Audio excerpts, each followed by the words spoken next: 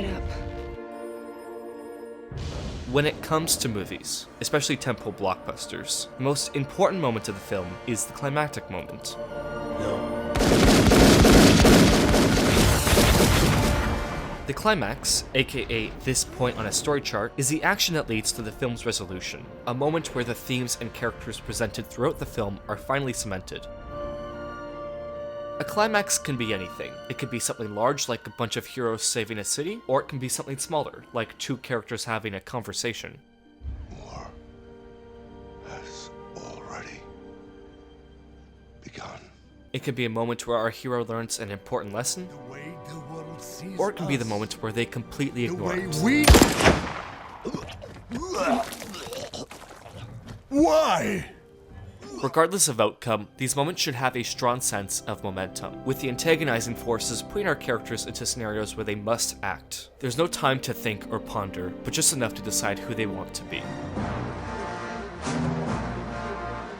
One of my favorite climactic moments can be found in Sam Raimi's first installment of the Spider-Man trilogy. The climactic moment here is when Norman Osborn, or the Green Goblin, is killed by his own glider while trying to kill our protagonist, Peter Parker.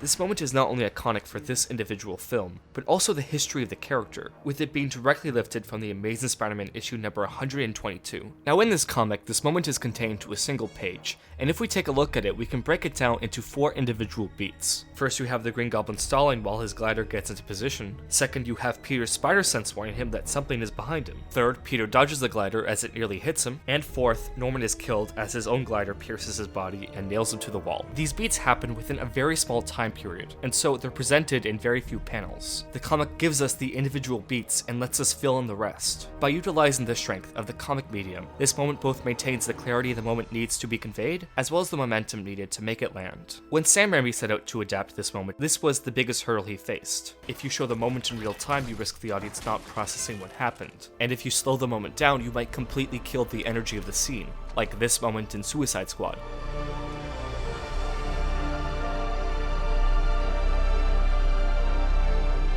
Luckily for Spider-Man, Sam Raimi is one hell of an inventive filmmaker, and found a brilliant way to both convey the clarity and momentum needed for this moment. Let's start with the setup for this chain of events with the first beat, Distraction.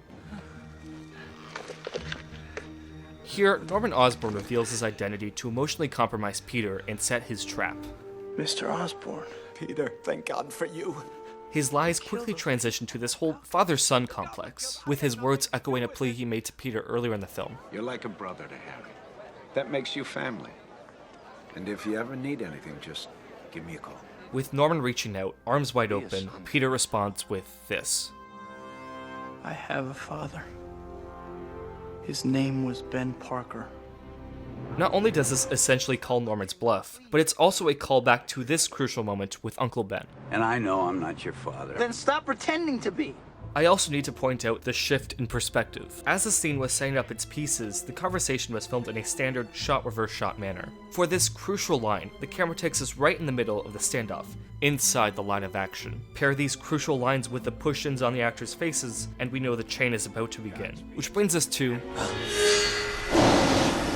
Now by this point in the film, we've seen the spider sense effect done multiple times in a couple of extended sequences. So when we hear this sound effect, along with this camera move, we know exactly what it means. With that out of our way, we get to our third beat, Evasion. Now in order to properly convey this moment, the film extends time and space. What would happen in about 3 seconds of real-world time happens in 9 seconds of film. Instead of resorting to slow motion to extend the beat, the film instead breaks the continuity. For example, at the end of this shot, the glider is off-screen, seemingly where Norman is. However, at the start of the next shot, the glider's all the way back here. Before it seemed like Peter and Norman were within a couple feet of each other, but now it appears they were 5 yards apart. The film extends this moment even further by employing a close-up and then an extreme close-up on Norman, delaying the impact and showing the impending doom of the glider. Another aspect that helps with the clarity of this moment is the framing. All of the events that occur happen along this horizontal line, with the subjects either moving vertically or horizontally. There is absolutely no lateral movement, meaning the action is two-dimensional. Because of this, every shot is either profile or head-on, showing the forward momentum of the scene. It's as if Wes Anderson directed an action sequence. With a broken continuity and clear framing, we as an audience properly read what is happening on screen, and for the final beat, we show it twice for maximum impact.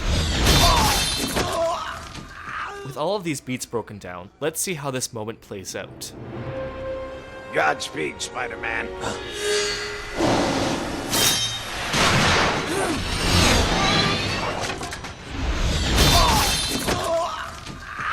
You know what?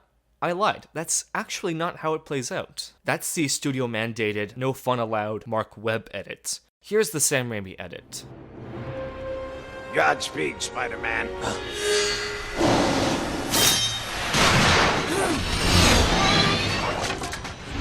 Oh. Yeah. Oh.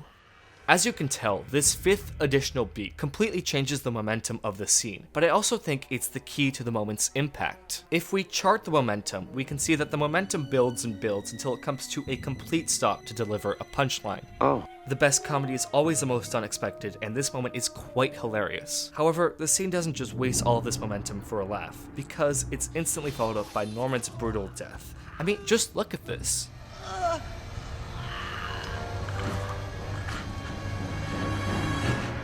This is a crucial moment for the entire trilogy, not only showing Peter the consequences of being Spider-Man, but also being the inciting incident for Harry's character arc throughout the two sequels. What have you done? What have you done? This moment needs to land. We need to feel the terror and pain and shock of this moment. And so the film inserts a punchline right before the final blow to take the energy from 0 to 100 and shock us. This works because it's pure contrast. It's the idea that you can't have tragedy without comedy, that drama doesn't come from selecting a tone, it comes from a change in tone. Something that distinguishes Sam Raimi, something that I've covered in a previous video, is that he's a master at juggling tone. He can go from comedy to catharsis to tragedy within a blink of an eye and we won't even notice. While this skill has always shined through his work, it's still amazing seeing Raimi juggle these tones within a single 12-second action beat. And it's not to show off. Each change serves a purpose for the outcome of the scene. Don't tell Harry.